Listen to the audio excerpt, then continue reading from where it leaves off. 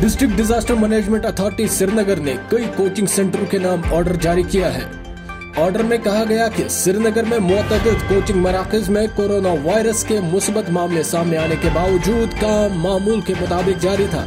DDMA Srinagar ने परेपुरा और राजबाग इलाकों में कायम कई कोचिंग सेंटरों में क्लास वर्क को रोकने का हुक्म जारी किया है।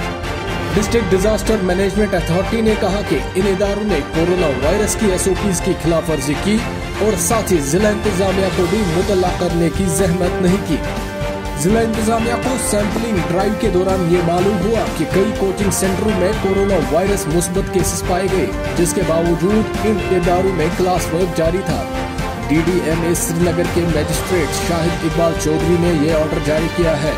ऑर्डर में कहा गया कि जिन इदारों में कोरोना वायरस मुस्बत केसेस पाए गए, सैंपलिंग ड्राइव मुकम्मल होने तक और जब तक नताइज नहीं मिलते हैं तब तक इन इदारों में क्लास वर्क बंद रहेगा।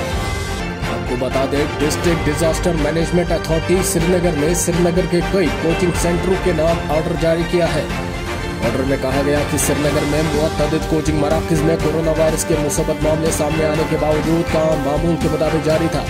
DDMA श्रीनगर ने परेपुरा और राजबाग इलाकों में कायम कई कोचिंग सेंटरों में क्लास वर्क को रोकने का हुक्म जारी किया है।